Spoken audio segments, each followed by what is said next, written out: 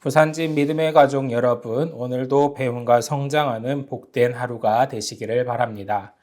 오늘의 말씀은 역대하 29장 20절에서 36절까지의 말씀입니다. 히스기야 왕이 일찍이 일어나 성읍의 귀인들을 모아 여호와의 전에 올라가서 수송아지 7마리와 순양 7마리와 어린 양 7마리와 순염소 7마리를 끌어다가 나라와 성소와 유다를 위하여 속죄 제물로 삼고 아론의 자손 제사장들을 명령하여 여호와의 제단에 드리게 하니 이에 수소를 잡음에 제사장들이 그 피를 받아 제단에 뿌리고 또 순양들을 잡음에 그 피를 제단에 뿌리고 또 어린 양들의 잡음에 그 피를 제단에 뿌리고 이에 속죄 제물로 드릴 순염소들을 왕과 회중 앞으로 끌어오매 그들이 그 위에 안수하고 제사장들이 잡아 그 피를 속죄제로 삼아 제단에 드려 온 이스라엘을 위하여 속죄하니 이는 왕이 명령하여 온 이스라엘을 위하여 번제와 속죄제를 드리게 하였음이더라. 왕이 레위 사람들을 여호와의 전에 두어서 다윗과 왕의 선지자 각과 선지자 나단의 명령대로 잿금과 비파와 수금을 잡게 하니 이는 여호와께서 그의 선지자들로 이렇게 명령하셨음이니라. 웨이 사람은 다윗의 악기를 잡고 제사장은 나팔을 잡고 섬에 히스기야가 명령하여 번제의 제단을 드리세 번제를 드리기를 시작하는 동시에 여호와의 시로 노래하고 나팔을 불며 이스라엘 왕 다윗의 악기를 울리고 온 회중이 경배하며 노래하는 자들은 노래하고 나팔 부는 자들은 나팔을 불어 번제를 마치기까지 이르니라. 제사 드리기를 마침에 왕과 그와 함께 있는 자들이 다 엎드려 경배하니라. 히스기야 왕이 기인들과 더불어 레위 사람을 명령하여 다윗과 선견자 아삽의 시로 여호와를 찬송하게 하매 그들이 즐거움으로 찬송하고 몸을 굽혀 예배하니라. 이에 히스기야가 말하여 이르되 너희가 이제 스스로 몸을 깨끗하게 하여 여호와께 드렸으니 마땅히 나와 제물과 감사 제물을 여호와의 전으로 가져오라 하니 회중이 제물과 감사 제물을 가져오되 물은 마음에 원하는 자는 또한 번제물도 가져오니 회중이 가져온 번제물의 수요는 수소가 70마리요 순양이 100마리요 어린 양이 200마리니 이는 다 여호와께 번제물로 드리는 것이며 또 구별하여 드린 소가 600마리요 양이 3000마리라.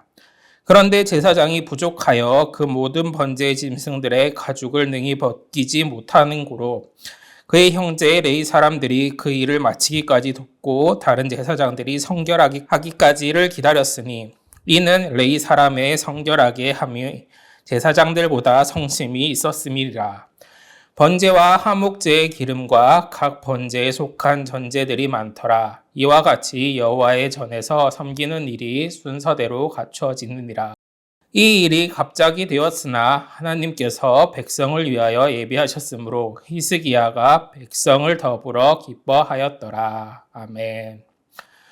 오늘의 본문의 말씀은 히스기야 왕의 주도로 성전이 정결하게 된 후에 그 깨끗해진 성전에서 하나님과의 관계를 회복하는 내용이 기록되어 있습니다. 유다 백성이 하나님과의 관계에 소홀하게 된 이유는 히스기야의 아버지인 아하스 왕이 여호와를 떠나서 이방신을 섬겼기 때문입니다. 그는 여호와의 전 가구를 부수고 성전의 문을 닫아버렸으며 예루살렘의 곳곳과 유다의 각 성읍마다 우상의 제단을 세워서 백성들의 시선과 마음을 하나님이 아닌 우상에게로 향하게 하였습니다. 하지만 히스기야는 아버지의 잘못으로 인해서 유다가 고난을 당하고 있음을 깨달았고 닫혔던 성전의 문을 다시 열게 되었습니다. 그리고 성전 안에 있던 이방신과 관련된 모든 더러운 것들을 제거하며 백성들의 마음이 다시 하나님께로 향하도록 이끌었습니다.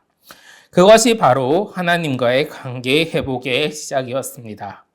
그는 먼저 자신과 지도자들의 죄를 속죄하기 위해 속죄제의 제사를 드림으로 하나님과의 관계를 새롭게 하고자 하였던 것입니다. 오늘 이 말씀을 생각하며 우리 모두 하나님의 말씀을 묵상해 보고자 합니다. 먼저 20절에서 24절의 말씀을 보게 되면은 히스기야 왕은 아침 일찍 일어나 성읍의 기인들을 모아서 여호와의 전에 올라가고 있는 모습을 보게 됩니다. 언어적으로 일찍 일어났다라는 표현은 단순한 시간의 의미가 아니라 의도적으로 일찍 일어났다는 뜻을 가지고 있습니다. 즉, 그는 하나님께 속죄 제사를 드릴 계획과 열정을 가지고 새벽부터 움직였던 것입니다. 히스기야는 수송아지와 순양, 어린 양, 순염소 각각 7마리씩 총 28마리를 하나님께 속죄 제물로 드렸습니다. 7이라는 숫자는 유대인에게 완전을 의미했기 때문에 그는 완전한 속죄를 드리고자 하였던 것입니다. 제사장들은 수소를 잡아서 피를 제단에 뿌리기도 하고 이어서 순양과 어린 양의 피를 제단에 뿌렸습니다.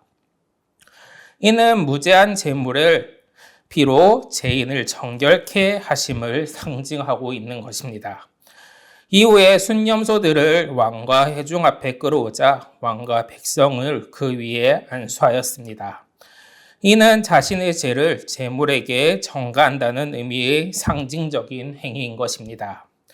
히스기야 왕은 자신의 귀인들뿐만 아니라 백성 모두가 하나님께 나아가서 속죄할 수 있도록 길을 열고 있는 것입니다. 24절의 말씀을 보게 되면은 제사장들이 잡아 그 피를 속죄제로 삼아 제단을 드리러 온 이스라엘을 위하여 속죄하니 이는 왕이 명령하여 온 이스라엘을 위하여 번제와 속죄제를 드리게 하였음이더라 라고 이야기합니다. 특히 이 24절은 이 속죄제가 단지 유다 백성을 위한 것만이 아니라 온 이스라엘을 위한 속죄제였다고 기록하고 있습니다. 히스기야는 북이스라엘 역시 하나님의 백성임을 알고 그를 또한 우상으로 인한 깨어진 하나님과의 관계를 회복하기를 바랬던 것입니다. 이 히스기야의 모습을 통해 우리는 깨닫게 됩니다. 회개는 개인의 문제를 넘어서 공동체의 문제이기도 하다는 것입니다.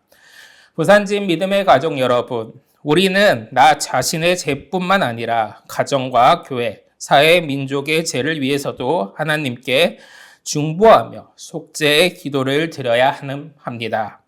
왜냐하면 이 땅은 서로 연결되어 있고 누군가의 죄로 인해서 하나님의 심판은 공동체 전체가 영향을 받기 때문입니다.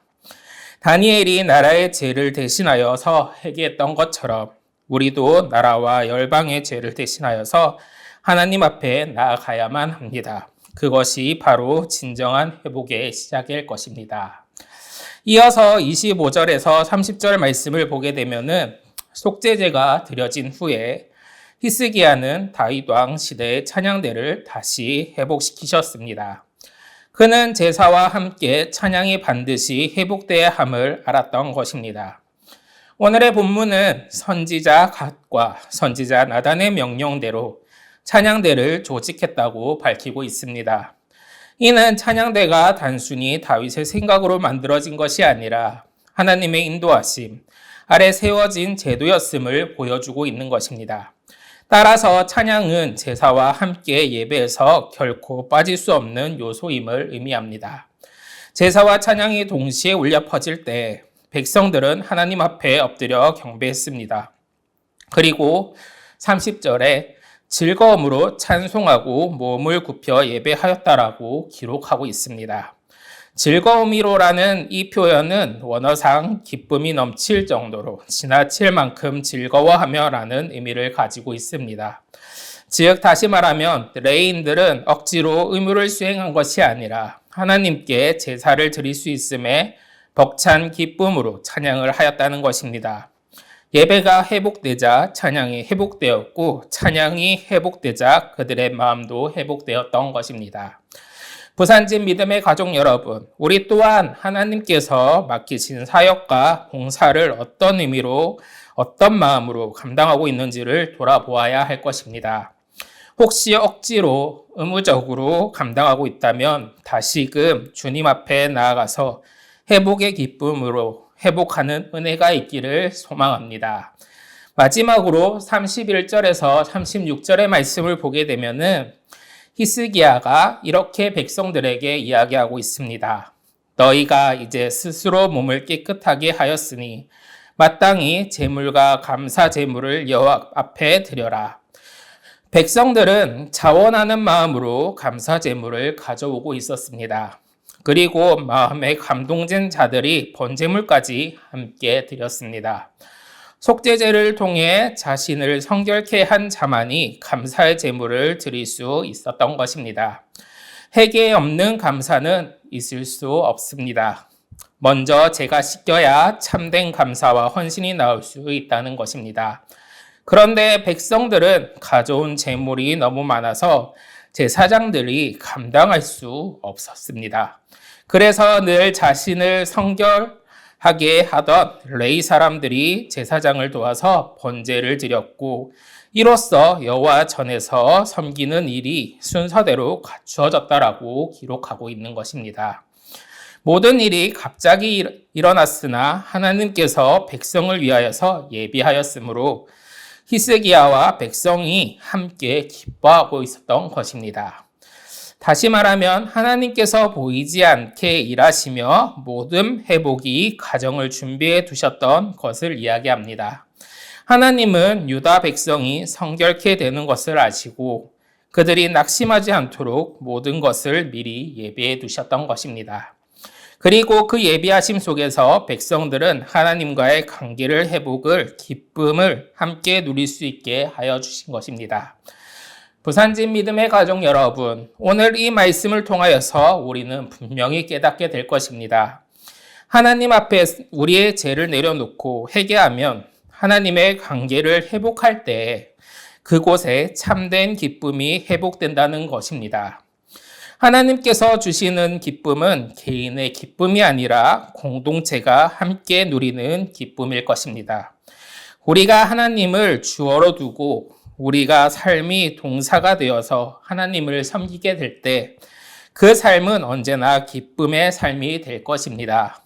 오늘 하루도 우리가 죄된 모습을 주님 앞에 내려놓고 주님과 관계를 회복함으로써 나와 우리 모두가 함께 기쁨의 삶을 살아가는 은혜가 있기를 주님의 이름으로 축복합니다. 기도하겠습니다. 좋으신 하나님 아버지, 오늘 말씀을 통해서 하나님의 백성은 먼저 하나님의 뜻을 살피고 그 뜻을 행하야 함을 배우게 되었습니다. 히스기야 왕이 먼저 하나님 앞에 엎드렸을 때 백성도 함께 돌아왔던 것처럼 우리도 가정과 교회, 직장과 공동체 안에서 먼저 하나님 앞에 엎드리는 자가 되게 하여 주시옵소서. 우리의 삶이 예배의 삶이 되게 하시고 예배가 생활이 되게 하셔서 항상 주님의 음성을 듣고 주님이 기뻐하시는 길로 걸어가게 하옵소서. 우리의 속죄 제물이 되어주신 예수 그리스도의 이름으로 기도드립니다. 아멘.